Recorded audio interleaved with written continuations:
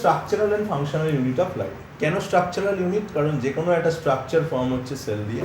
আর functional unit কেন? যে কোনো ফাংশন, যেমন এটা হার্ট পাম্প করছে, হার্ট পাম্প করছে মানে ওর মধ্যে থাকা মাসেলটা পাম্প করছে, মাসেলটা পাম্প করছে মানে ওই মাসেলের মধ্যে থাকা টিস্যুটা পাম্প করছে, এবং টিস্যুটা পাম্প করছে কারণ ওর মধ্যে থাকা সেলটা ফাংশনটা করছে তাই। That's why cell is structural as well as the functional unit of life. এবার বেসিক্যালি সেলকে দুটো ভাগে ভাগ করা হয়, ঠিক আছে, on the basic of their evolution, on the basis of evolution, ঠিক আছে। একটা হচ্ছে আগেকার সেল, পুরনো প্রিমিটিভ সেলস, একটা হচ্ছে মডার্ন সেলস। আগেকার সেল বা প্রিমিটিভ সেলদের বলা হয় প্রোক্যারিওটস, আর মডার্ন সেলদের বলা হয় ইউক্যারিওটস। হ্যাঁ, prokaryotic cells and eukaryotic cell. Prokaryotic সেলও তোদের সিলেবাসে আছে, ইউক্যারিওটিক সেলও তোদের সিলেবাসে আছে। আমরা 1 by 1 সেলগুলো দেখব। তো সবার প্রথমে প্রোক্যারিওটিক সেলের কথা বলি। প্রোক্যারিওটিক সেল কারা?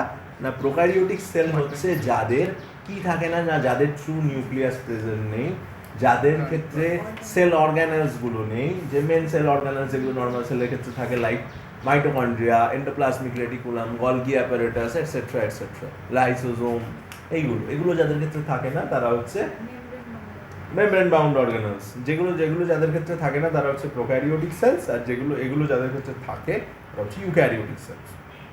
আমরা 1 by 1 কভার করব। সবার প্রথমে একটা প্রোক্যারিওটিক সেলের স্ট্রাকচার দেখবো। আমরা এখানে একটা ব্যাকটেরিয়া দেখছি, প্রোক্যারিওটিক সেলের হিসেবে মেনলি ব্যাকটেরিয়াকেই দেখা হয়। এটা একটা ব্যাকটেরিয়ার ডায়াগ্রাম। দেখ কী আছে ব্যাকটেরিয়ার ক্ষেত্রে। সবার প্রথমে যেটা দেখা যাচ্ছে, এইখানে আমি লাল ডটের একটা পিকচার এঁকেছি, দেখতে পাচ্ছিস? এই যে লাল দিয়ে dot dot dot dot dot dot দেখতে পাচ্ছিস? এই লাল ডট ডট ডট ডট যে স্ট্রাকচারটা আছে, এটা হচ্ছে ব্যাকটেরিয়াটা সবার বাইরের একটা আউটার থিন কোট, ঠিক আছে? দেখতে পাচ্ছিস লালটা? এইটা হচ্ছে আউটার একটা থিন কোট। এটার কাজ কি হচ্ছে? বাইরের হার্শ এনভায়রনমেন্ট থেকে রক্ষা করছে ব্যাকটেরিয়া, ঠিক আছে, প্রোটেকশন দিচ্ছে। এটার নাম কি না, ক্যাপসুল অর গ্লাইকোক্যালিক্স বলা হয় এটাকে, যেটা বাইরের এনভায়রনমেন্ট থেকে ব্যাকটেরিয়াটাকে একটা প্রোটেকশন দিচ্ছে। হলো, প্রত্যেকটা ব্যাকটেরিয়ার ক্ষেত্রেই মোস্টলি থাকে, কিছু কিছু ব্যাকটেরিয়ার ক্ষেত্রে অনেক সময় এক্সটেন্ডও থাকতে পারে। আচ্ছা, এর ঠিক নিচেই যে স্ট্রাকচারটা দেখা যাচ্ছে সেটা আমি নীল দিয়ে এঁকেছি, এই ব্লু দিয়ে যে স্ট্রাকচারটা এঁকেছি এটার নাম হচ্ছে সেল ওয়াল, ব্যাকটেরিয়ার সেল ওয়াল। এই যে প্যাঁচানো যেটা হচ্ছে, ঠিক আছে, এইটার নাম হচ্ছে ব্যাকটেরিয়ার cell wall, bacterial cell wall. Bacterial cell wall mainly কী দিয়ে তৈরি হয়েছে? ব্যাকটেরিয়াল সেল ওয়াল তৈরি হয়েছে একটা মেটেরিয়াল, কোথায় নামটাও লিখেছি, পেপটাইডোগ্লাইকেন বলে একটা মেটেরিয়াল দিয়ে ব্যাকটেরিয়াল সেল ওয়াল ফর্ম হচ্ছে, ঠিক আছে। তো ব্যাকটেরিয়াল সেল ওয়াল দু রকম হয়, একটা হচ্ছে বাবা কত কিছু,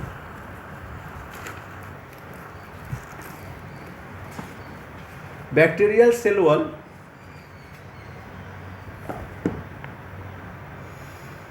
দু রকম হয়।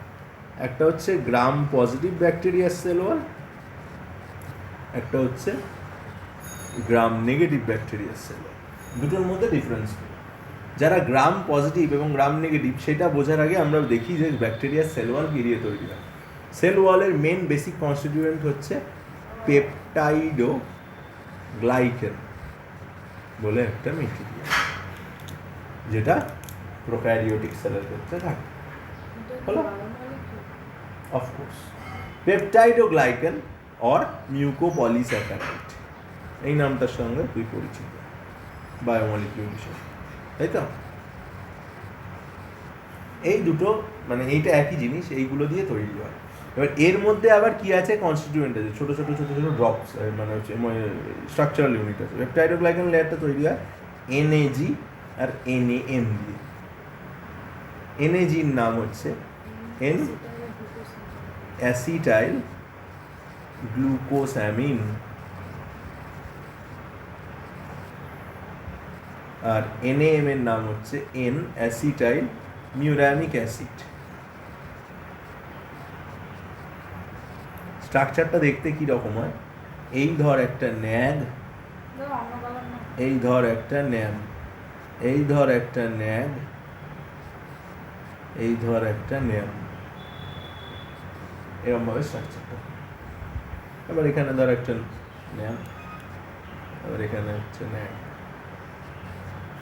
এরকমভাবে থাকে স্ট্রাকচার। হলো, এইটা হচ্ছে প্রোক্যারিওটিক সেল ওয়ালের স্ট্রাকচার। এবার গ্রাম পজিটিভ ব্যাকটেরিয়া আর গ্রাম নেগেটিভ ব্যাকটেরিয়ার ব্যাপারটা কি? কালার অন্য নেই, ঠিকই বলেছিস, লাইট কালার। গ্রাম পজিটিভ ব্যাকটেরিয়ার ক্ষেত্রে আউটার মোস্ট লেয়ারটা হচ্ছে, এটা ধরে নিলাম গ্রাম পজিটিভ ব্যাকটেরিয়ার আউটসাইড, আর এই দিকটা হচ্ছে ইনসাইড। হলো, তো এইখানে কি আছে? এইখানে একটা থিক পেপটাইডোগ্লাইকানের লেয়ার থাকে গ্রাম পজিটিভ ব্যাকটেরিয়া। শুধুমাত্র পেপটাইডোগ্লাইকান দিয়ে তৈরি হয় হচ্ছে গ্রাম পজিটিভ ব্যাকটেরিয়ার সেল ওয়াল। পেপটাইডোগ্লাইকানের সাথে আরেকটা মেটেরিয়াল থাকে, কি নাম তার? টিকোইক অ্যাসিড। তাহলে গ্রাম পজিটিভ ব্যাকটেরিয়ার সেল ওয়াল তৈরি হয়েছে পেপটাইডোগ্লাইকান আর টিকোইক অ্যাসিড দিয়ে, এবং লেয়ারটা কি? থিক, মানে মোটা। এরপরে চলে যায় গ্রাম নেগেটিভ। তার মানে সবার বাইরে আউটার মোস্ট লেয়ার কি? অনলি পেপটাইডোগ্লাইকান, আর কিছু নেই।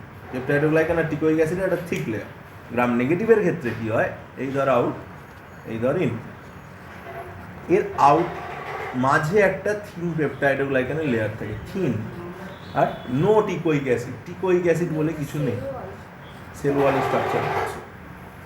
আর এর টিকোইক অ্যাসিড না থাকায় তার বদলে আরেকটা জিনিস থাকে। কার ক্ষেত্রে? না গ্রাম নেগেটিভ ব্যাকটেরিয়ার ক্ষেত্রে। সেটা হচ্ছে কি? একটা লাইপোপ্রোটিন লেয়ার থাকে, মানে লিপিড প্রোটিনের লেয়ার। যেমন সেল ওয়াল, সেল মেমব্রেনের স্ট্রাকচার হয়, ওরকম দেখতে ব্যাপারটা। হলো, এই ধর লিপিড আছে আর এই প্রোটিন আছে।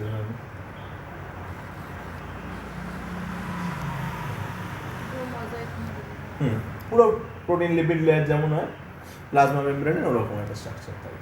তাহলে এর সেল ওয়াল তৈরি হয়েছে শুধুমাত্র থিক পেপটাইডোগ্লাইকান দিয়ে, আর এর তৈরি হয়েছে থিন পেপটাইডোগ্লাইকান আর লাইপোপ্রোটিন লেয়ার দিয়ে। এর আউটার মোস্ট লেয়ার কি? পেপটাইডোগ্লাইকান। এর আউটার মোস্ট লেয়ার কি? লাইপোপ্রোটিন বা lipid layer, lipid protein layer.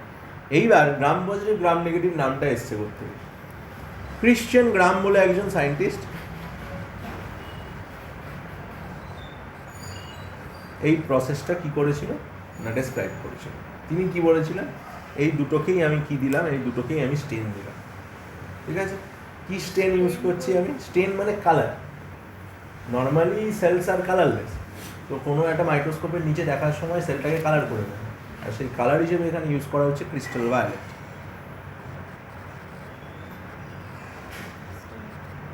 হলো, ক্রিস্টাল ভায়োলেট স্টেন ইউজ করা হচ্ছে। ক্রিস্টাল ভায়োলেট কাজটা কি করছে না? ক্রিস্টাল ভায়োলেট দুজনকেই কালার দিচ্ছে। এর কালার পাচ্ছে কে? এর কালার পাচ্ছে পেপটাইডোগ্লাইকান লেয়ার, আর এর ক্ষেত্রে কালারটা কে পাচ্ছে? Lipoprotein layer. তাহলে ক্রিস্টাল ভায়োলেট দিলে স্টেন নিল, এও স্টেন নিল। স্টেনটা কীরকম হবে? পেল ব্লু কালারের স্টেন হবে।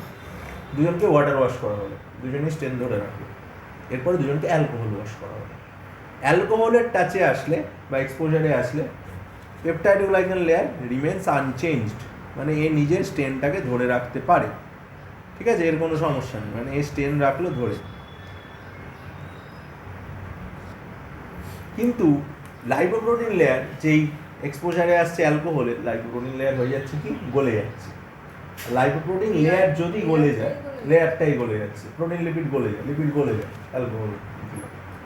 ঠিক আছে, যেই গলে যাচ্ছে অমনি কি হচ্ছে? কালারও চলে যাচ্ছে। তার মানে স্টেন ধরে রাখতে পারলো না। তাহলে যে স্টেন ধরে রাখতে পারলো সে হলো গ্রাম পজিটিভ ব্যাকটেরিয়া, যে স্টেন ধরে রাখতে পারলো না সে হলো গ্রাম নেগেটিভ ব্যাকটেরিয়া।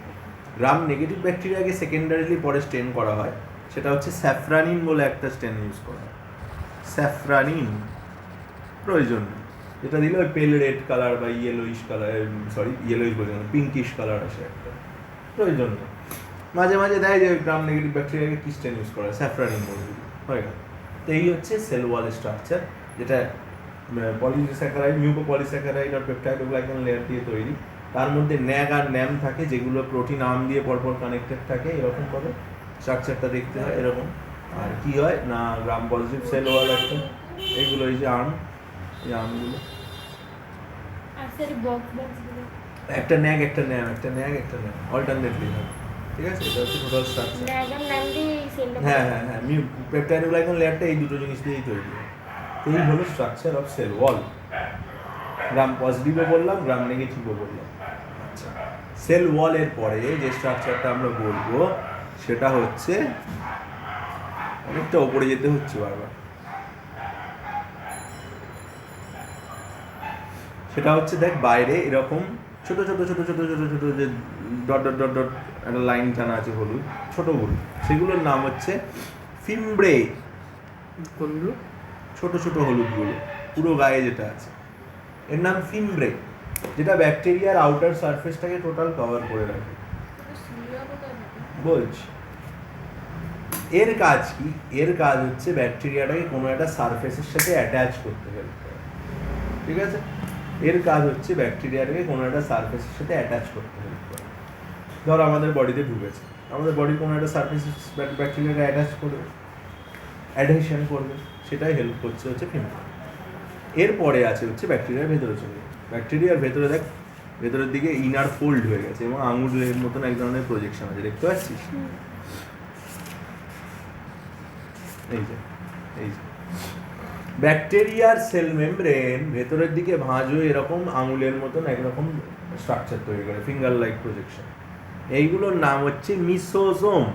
এই যে মিসোজোম, মিসোজোমের কাজ কি? এটা হচ্ছে অর্গান অফ রেসপিরেশন। আমাদের বডিতে মাইটোকন্ড্রিয়া যে রোলটা প্লে করছে, প্রোক্যারিওটিক সেলে মেসোজোম সেই রোলটা প্লে করছে, রেসপিরেশন করছে, ঠিক আছে? ফুডকে ব্রেকডাউন করছে, ঠিক আছে? এর মধ্যে প্রোটিওলাইটিক লাইপোলাইটিক এনজাইম থাকে। প্রোটিওলাইটিক মানে প্রোটিন ব্রেক করতে পারে, লাইপোলাইটিক মানে লিপিড ব্রেক করতে পারে, এইরকম এনজাইমস থাকে, ঠিক আছে?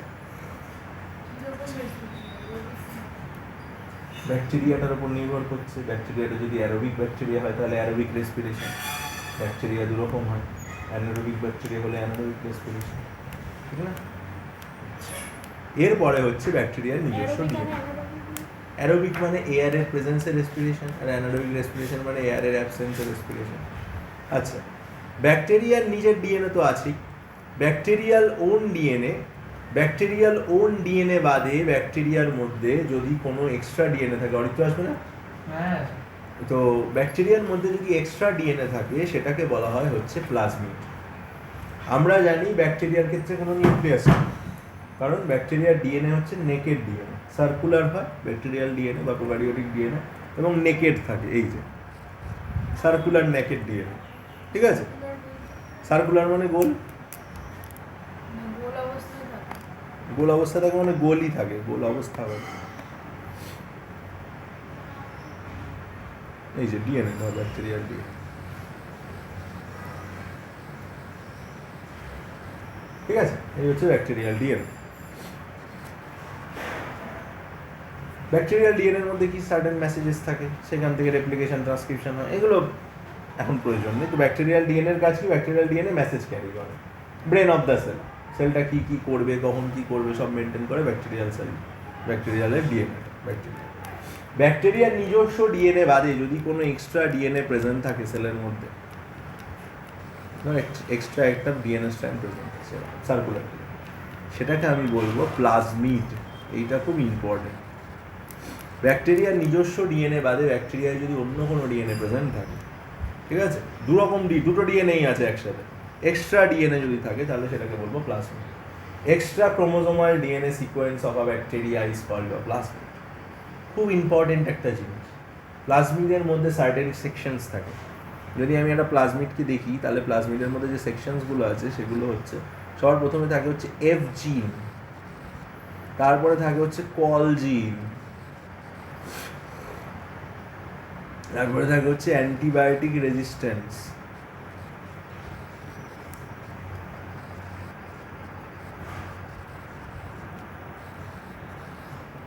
দেখ প্লাজমিড অ্যান্টিবায়োটিক রেজিস্ট্যান্সই দেয় একটা সার্টেন অ্যান্টিবায়োটিকের এগেনস্টে, প্রত্যেকটা ব্যাকটেরিয়াকে।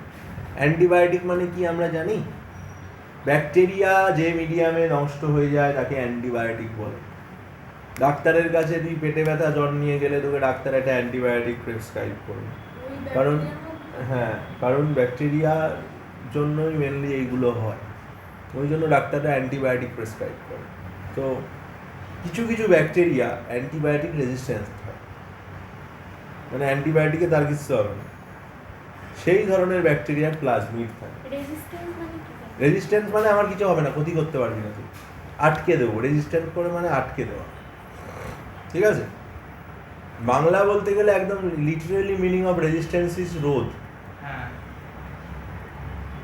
ওই জন্য রোধকে রেজিস্ট্যান্স বলে। তোরা রোধ করেছিস? ওটা তো আটকানোই না একদম। রোধ মানে আটকানোই তো। তো অ্যান্টিবায়োটিক রেজিস্ট্যান্ট জিন থাকে। অ্যান্টিবায়োটিক রেজিস্ট্যান্ট জিনের কাজ কি? একটা সার্টেন অ্যান্টিবায়োটিকের পড়লে ব্যাকটেরিয়াটা বেঁচে যাবে, কোনো ক্ষতি হবে না, যদি তার ক্ষেত্রে প্লাজমিড থাকে এবং সেই প্রপার্টিটা তার প্লাজমিড ক্যারি করে। হলো? সবার মধ্যে থাকে? সবার মধ্যে থাকে না। প্লাজমিড যার ক্ষেত্রে আছে তার ক্ষেত্রে অ্যান্টিবায়োটিক রেজিস্ট্যান্সই আছে। দুটো ব্যাকটেরিয়া আছে, একজনের কাছে প্লাজমিড আছে, একজনের কাছে প্লাজমিড নেই। তুই একটা ব্যাকটেরিয়া, আমি একটা ব্যাকটেরিয়া। তোর কাছে প্লাজমিড নেই, আমার কাছে প্লাজমিড আছে। অ্যান্টিবায়োটিক আমাদের দুজনকে দিয়ে দেওয়া হলো, আমার কাছে প্লাজমিড আছে, তার মানে আমি অ্যান্টিবায়োটিক রেজিস্ট্যান্ট, আমি বেঁচে থাকবো, তুই বাঁচবি। Simple thing. আরেকটা প্রপার্টিতে হেল্প করে, সেটা হচ্ছে কল জিন। কল হচ্ছে, কল ওয়ার্ডটা এসছে কলিজিন থেকে। করছো সেগুলো? কলিজিন, কলিজিন কে সিক্রেট করে? ইকোলাই নামে একটা ব্যাকটেরিয়া। কোথায় থাকে শোনা নামটা?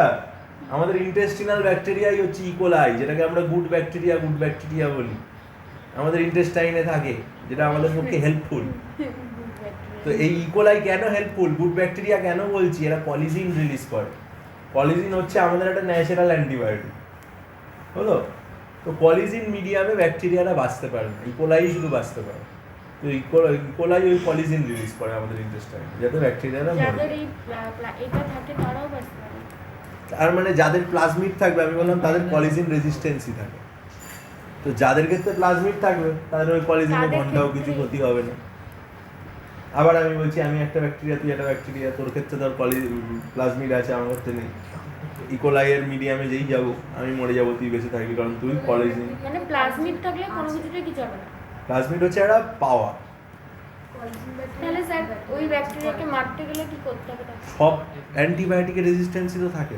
অ্যান্টিবায়োটিক প্রচুর রকম, দেয়ার আর 700 to 800 কাইন্ডস অফ অ্যান্টিবায়োটিক। ডাক্তারের কাছে যাবি, একটা অ্যান্টিবায়োটিক প্রেসক্রাইব করবে, ডাক্তাররা খুব একটা কথা বারবার বলে, লক্ষ্য করবি, 10 দিন বা 8 দিন পরে অ্যান্টিবায়োটিকের কোর্সের পরে আমাকে একটু নক করবে। শুনেছিস কথাটা? কেন নক করতে পারে? অ্যান্ড মানে মোস্টলি যেগুলো চলে মার্কেটে, অ্যাম্ফিসিলিন, টেট্রাসাইক্লিন, পেনিসিলিন, এই তিনটে সব থেকে বেশি চলে।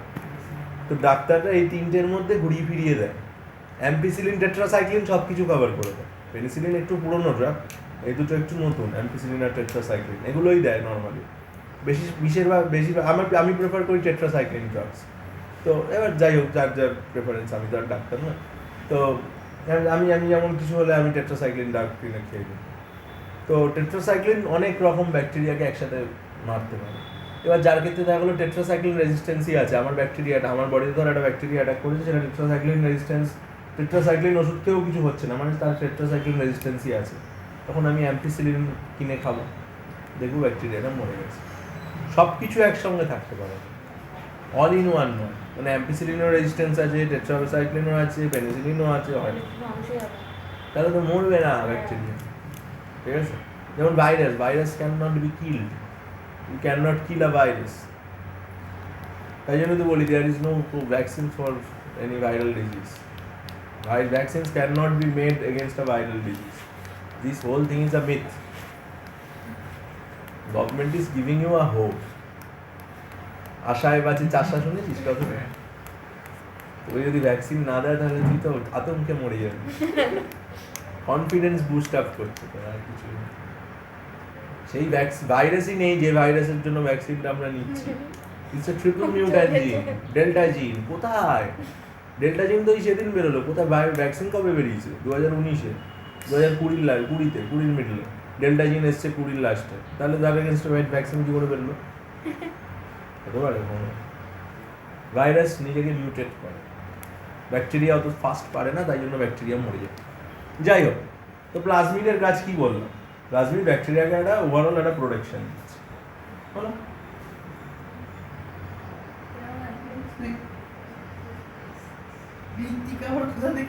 ঋত্বিকা উড়ে এসলো, ঋত্বিকা উড়ে টুড়ে আসলো। এখন আমাকে আবার কেক এনেছো তুমি? আমি কেক খাবো। চেহারা ওদের খারাপ হয়েছে দেখছো। মুখটা ছোট্ট হয়ে গেছে টেনশনে।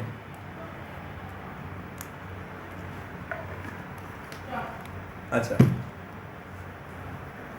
তো এই হলো প্লাজমিডের গল্প গেল। এরপরে আসছি নেক্সট স্ট্রাকচার। ব্যাকটেরিয়াটা আমি আঁকি, অত দূর আর যেতে পারছি না। এই একটা ব্যাকটেরিয়া ছিল, এর গায়ে দেখছিলি এরকম এরকম দাগ ছিল কিছু বড় বড়। এইগুলো কি? এগুলোকে বলা হয় পিলি। প্লাজমিডের কথা যখন হলো তাহলে পিলির কথাটাও বলি। প্লাজমিড কি করছিল? ব্যাকটেরিয়াকে একটা অ্যাডভান্টেজ দিচ্ছিল যে হ্যাঁ তুমি সব কিছু প্রুফ হয়ে গেলে। এইবার প্লাজমিড ব্যাকটেরিয়া একটা ব্যাকটেরিয়াকে দিতে পারে। আমি একটা ব্যাকটেরিয়া, তুই একটা ব্যাকটেরিয়া, তোর কাছে প্লাজমিড নেই, আমার কাছে আছে। তুই আমাকে এসে বললি এটা প্লাজমিড দাও দাদা, ঠিক আছে দিচ্ছি। তখন আমি কি করবো? আমার প্লাজমিডের একটা কপি বানাবো, ঠিক আছে? এইবার এখানে একটা জিনিস বলতে ভুলে গেছি, সেটা হচ্ছে এফ জিন। এই এফ জিন আমাকে হেল্প করবে কি না, আমাকে একটা জিনিস বানাতে হেল্প করবে যেটার নাম হচ্ছে পিলি। এফ পিলিও বলা হয়। ব্যাকটেরিয়ার গায়ে এই যে লম্বা লম্বা আছে, এগুলোর নাম হচ্ছে এফ পিলি। এইগুলো কি হবে? আমার কাছে প্লাজমিড আছে, তোর কাছে নেই, তুই আমার থেকে এসে চাইলি। আমি কি করলাম? আমার প্লাজমিডের একটা জেরক্স তৈরি করলাম। কি করে করলাম? ডিএনএ থেকে ডিএনএ এর কপি বানিয়ে, রেপ্লিকেশন ক্লাস 12 করলাম, কপি বানালাম, তৈরি করলাম। এবার প্লাজমিডটা আমরা দেব ওকে। কি করে দেব? তার আগে আমি আমার এফ জিন দিয়ে আমার গা থেকে একটা এরকম লম্বা একটা সুতোর মতো তৈরি করলাম, দিয়ে তোর বডির সাথে ওটাকে জুড়ে দিলাম, দিয়ে আমাদের দুজনের বডির মধ্যে ওটা একটা কানেকশন টিউব তৈরি করলো, পিলিটা। তখন আমি সেই পিলিটাকে বলবো, ধর এটা দুটো ব্যাকটেরিয়াকে কানেক্ট করছে, এইটাকে আমি তখন বলবো কনজুগেশন টিউব।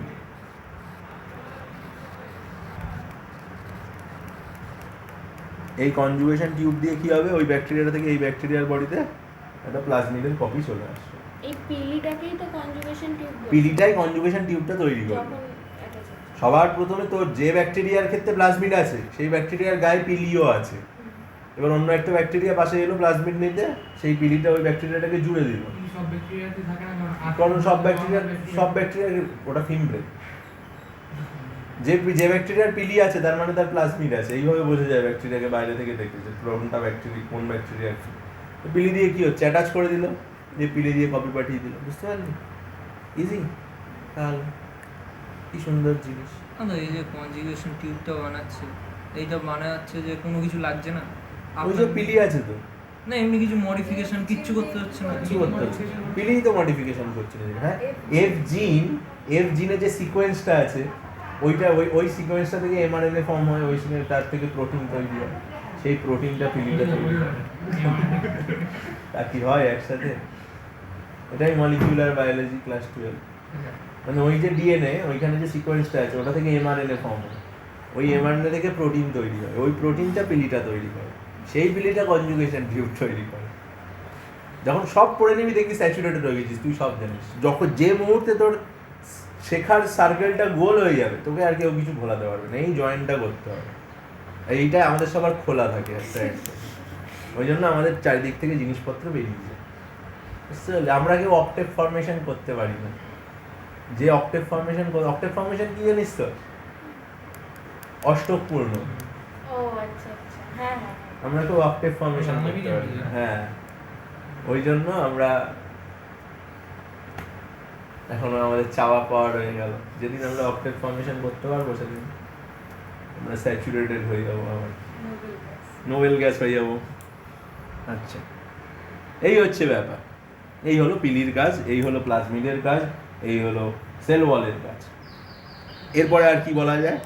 ফিমব্রে তো বললাম, আচ্ছা, আর আছে হচ্ছে মেসোজোমও তো বললাম। আচ্ছা হ্যাঁ, ফ্লাজেলা। সব ব্যাকটেরিয়া মুভ করতে পারে না, কিছু ব্যাকটেরিয়া মুভ করতে পারে, কিছু ব্যাকটেরিয়া ইমুভেবল। যেসব ব্যাকটেরিয়া মুভ করতে পারে তাদের এরকম একটা গোল তো না, এরকম একটা বড় লেজ মতন দেখা যায়, ঠিক আছে? এটাকে বলা হয় ফ্লাজেলা, ঠিক আছে? ফ্লাজেলা কি দিয়ে তৈরি হয়? ফ্লাজেলা তৈরি হয় ফ্লাজেলিন দিয়ে।